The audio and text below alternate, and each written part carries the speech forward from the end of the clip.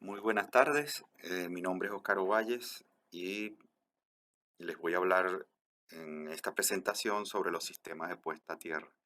La importancia de los sistemas de puesta a tierra está correlacionada con la seguridad de todas las personas que están manipulando el sistema o que pueden acercarse a un sistema eléctrico en un momento de falla. ¿Cuál es el objetivo de la puesta a tierra? Primero, proveer un camino de descarga de todas las corrientes de fallas, las descargas atmosféricas que vienen por rayos y otras corrientes producidas por las operaciones de los sistemas eléctricos. El segundo objetivo de la puesta a tierra es asegurar la integridad física de cualquier persona mediante la limitación de las tensiones de contacto, paso y transferencia que veremos más adelante que es.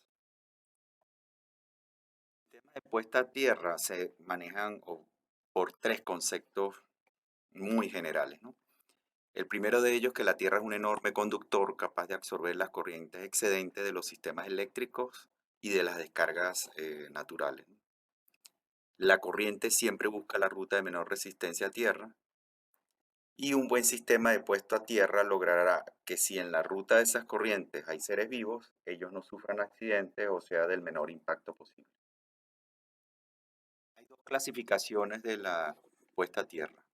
La tierra de protección que aplica a todo lo que es la envolvente de equipos, bien sea disyuntores, tableros, celdas, etcétera, que en un momento dado pudiesen estar energizados. Es la tierra de protección, la tierra de servicio, nos prestan o se diseña intencionalmente para poner a tierra todo lo que son descargadores de sobretensión, seccionadores de puesta a tierra, neutros de transformadores, etcétera.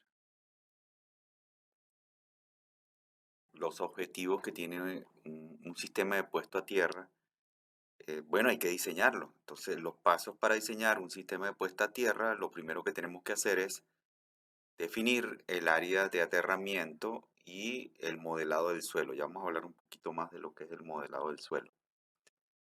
Hay que elegir el conductor de las mallas, que soporte las corrientes que van a pasar por ella. Y hay que calcular las tensiones de paso y contacto, que vamos a explicar más adelante, y que las mismas estén por debajo de lo permitido. Luego en el punto 4 se diseña y calcula la malla de tierra aplicando la metodología que les voy a dar en esta referencia, que es una de las mejores que he encontrado. Hay muchísimo material donde pueden ustedes buscar, porque no quiero entrar en la profundidad de un cálculo, sino que ustedes tengan el concepto general de la importancia del diseño de un sistema de puesta a tierra. En el punto 1 del diseño del sistema de puesta a tierra, hay dos conceptos que se unen. El primero es que todos los sistemas de puesta a tierra y de descarga tienen unas varillas clavadas en el piso, en el suelo, pues. Y el segundo concepto, combinado con el primero, es que la corriente siempre busca la ruta de menor resistencia. Entonces, ¿qué nos queda? Asegurarnos de que esa resistencia del camino de puesta a tierra sea la mínima posible.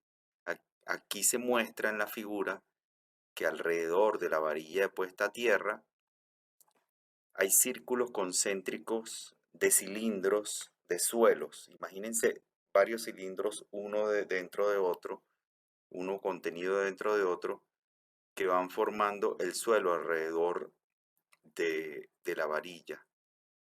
Y entonces, cada uno de esos cilindros, como está constituido por material de suelo, tiene una resistencia, una resistividad, que son los ohmios por metro. ¿Y por qué digo que cada uno? Porque un suelo puede tener resistividad diferente al suelo de al lado, porque la composición química puede ser diferente, hay más rocas en un lado y en el otro limos, por ejemplo. Entonces es importante entrar ya en lo que es el estudio de la resistividad de los suelos donde eh, queremos implementar el sistema de puesta a tierra. Se indicó en la lámina anterior, entonces esos cilindros que están eh, uno dentro de otro de los suelos con diferentes, que pudieran tener diferentes tipos de suelo, porque pudiera ser igual, puede existir, al tener diferentes resistencias, una diferencia de potencial entre ellos. Y ese es el concepto que luego se va a utilizar para determinar las tensiones de paso, sobre todo las de paso y también las de toque, porque eh, la diferencia de potencial hace que las partes que toquen esos cilindros con diferentes potencial va a circular una corriente entre ellos. Y esa corriente genera, por supuesto, un voltaje al tener una resistencia por la ruta donde atraviesa, que es el que tenemos que cuidar. Entonces, para medir la resistencia del suelo donde vamos a colocar el sistema, se usan ya muchos métodos que han sido probados y que pueden encontrar amplia bibliografía en Internet. Uno de ellos es el de Wenner, utilizando un telurómetro, que es un equipo que combina una fuente de intensidad con una fuente de voltaje a diferentes frecuencias de la de 60 Hz. Con este equipo se va inyectando, siguiendo las normativas que van a encontrar en la metodología, se va inyectando diferentes voltajes y diferentes corrientes a ciertas distancias, y eso nos va dando resistencias, resistividad de las diferentes resistividades del terreno, como para modelarlo. Algo interesante aquí es que hay estratos, es decir, a mayor profundidad, la resistencia de puesta a tierra puede ser mucho menor, y eso hay que caracterizarlo también, porque una solución pudiera ser enterrar más las varillas o enterrar varillas mucho más profundas para lograr los valores que deseamos en la zona que vamos a proteger. Una vez obtenidos los valores de resistividad por el método anterior, entonces siempre es bueno tener algo para comparar esos resultados o saber si estamos más o menos en lo cierto, ¿no? Entonces hay tablas, por ejemplo, la que se está presentando un poco borrosa aquí en la lámina, donde dependiendo de la naturaleza del terreno, ya sabemos un promedio de resistividad que nos pudiera parecer de ohmios por metro. Supongamos en los edificios que se construyen nuevos, que hay que hacer fundaciones, generalmente se tienen estos estudios de suelo, entonces se pueden aprovechar para saber a profundidades del edificio en qué tipo de terreno encontraron y chequear los resultados que obtuvimos en el punto anterior con el telurómetro.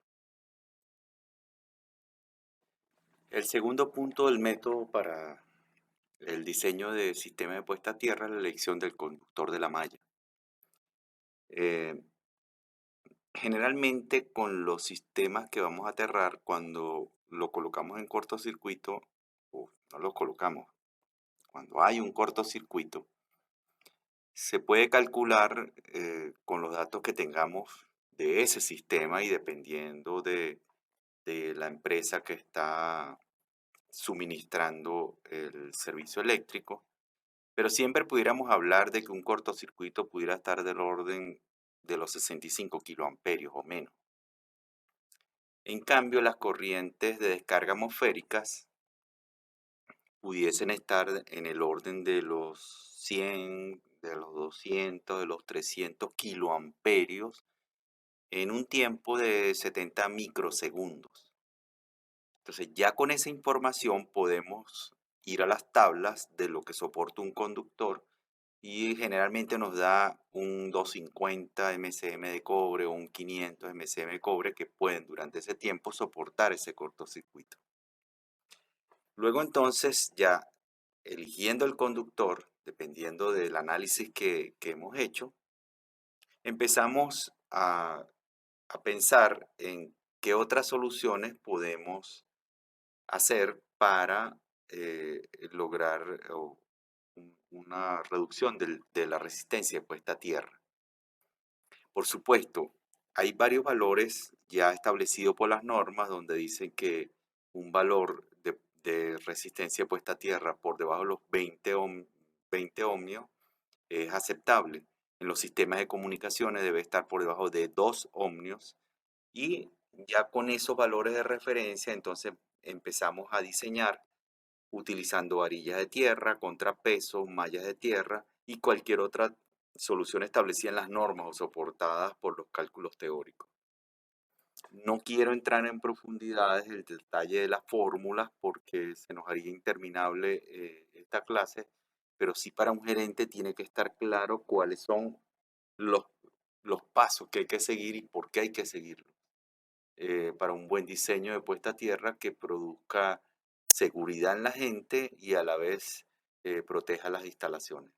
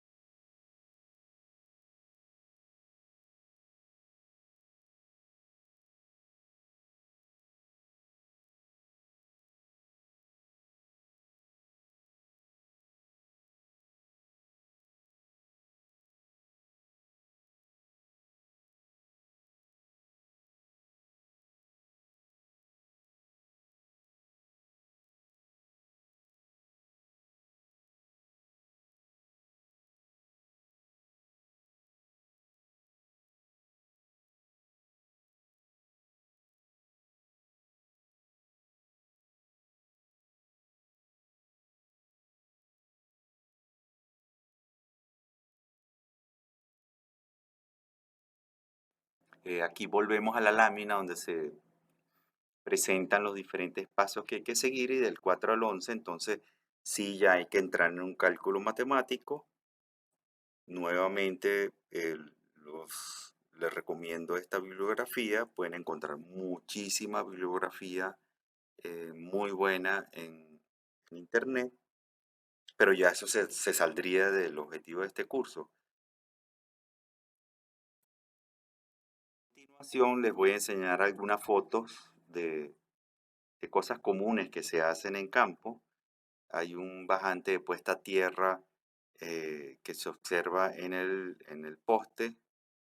Muchas veces ese bajante se hace de aluminio porque el incremento del robo del cobre, del hurto, perdón, del cobre, ha sido exponencial. Entonces uno utiliza aluminio y después pasa a cobre donde se puede utilizar aluminio, ¿no? Y con una sola varilla podemos entonces cumplir la norma que dice que para postes intermedios de transmisión o subtransmisión o de distribución podemos estar menores a 20 ohmios. Y con esto se logra los 20 ohmios.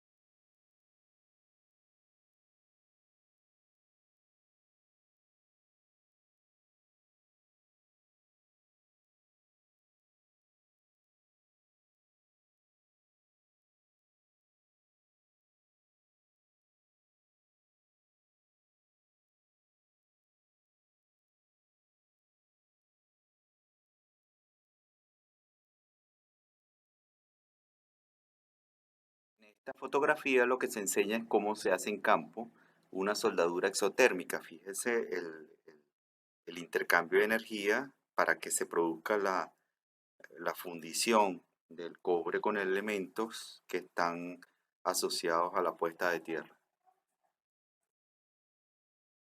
En esta foto ya lo que se enseña es el posicionamiento de las varillas de puesta a tierra antes de ser clavadas en un diseño de una malla de puesta a tierra de un edificio que se está construyendo.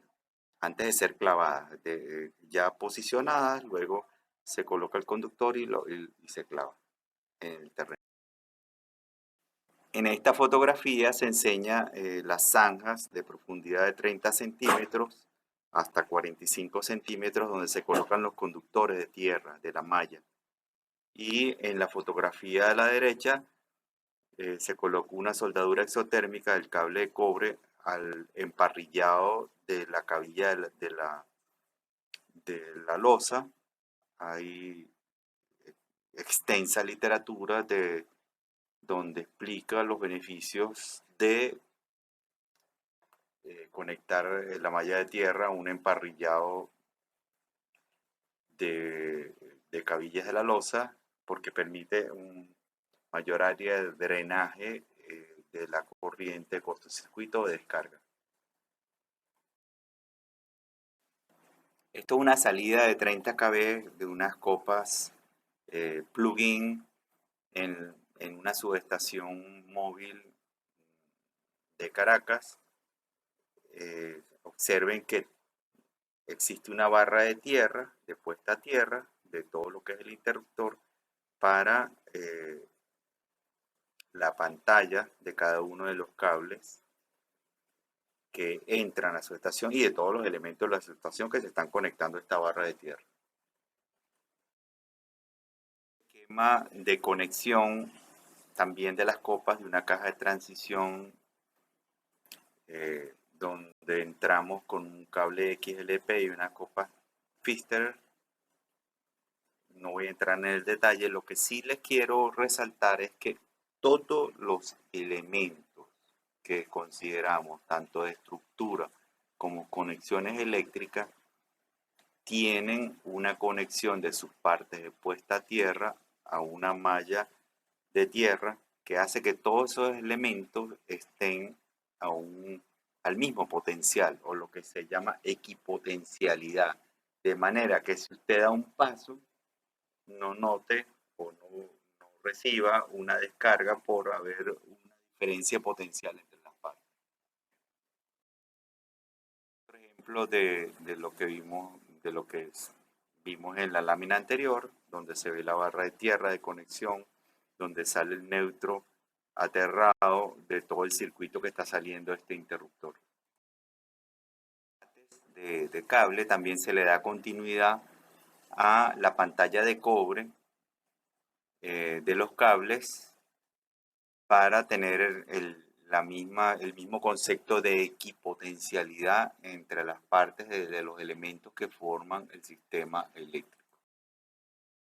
En esta lámina vemos una barra de aterramiento en un módulo donde tenemos el interruptor principal y en el lado izquierdo tenemos eh, el punto de aterramiento de un transformador. O sea, la conclusión es que en definitiva todos los elementos que forman el sistema eléctrico que queremos proteger deben estar conectados a tierra. Lo que quiero resaltar es que todos los sistemas tienen un punto de puesta a tierra, así sean, en este caso un generador de 12.47 kV de 4 MVA y todos tienen un punto de puesta a tierra. Es decir, todos los elementos de la red tienen que tener un punto de puesta a tierra de manera de que busquemos una red equipotencial para evitar tensiones de paso, tensiones de toque y tensiones de transferencia. A continuación vamos a ver algunos métodos de medición final de la resistencia de tierra. El telurómetro que ven en pantalla nos permite medir la resistencia de puesta a tierra de una manera muy rápida. Es un equipo portátil bien útil, eh, que uno usa comúnmente, pues. El método de medición del 66% es un método mucho más preciso para la medición de puesta a tierra de una malla de tierra. Lo primero que tenemos que hacer es medir la mayor longitud de esa malla de tierra y multiplicarla por 10.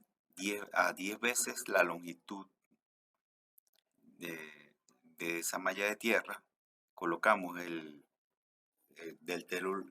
telurómetro el inyector de corriente y empezamos a hacer medidas desde la malla hasta ese punto con el inyector de voltaje.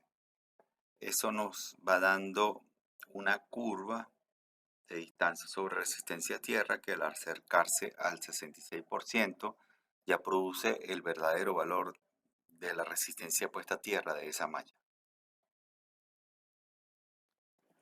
Ya para finalizar, eh, quiero decirles que el sistema de puesta a tierra es uno de los sistemas más importantes de los sistemas eléctricos y de los más olvidados por desconocimiento o por mentalidad de bajar costo de los contratistas irresponsablemente. El impacto de no tener un sistema de puesta a tierra es muy alto, tanto para seres vivos como para la integridad de las instalaciones. Bueno, muchísimas gracias.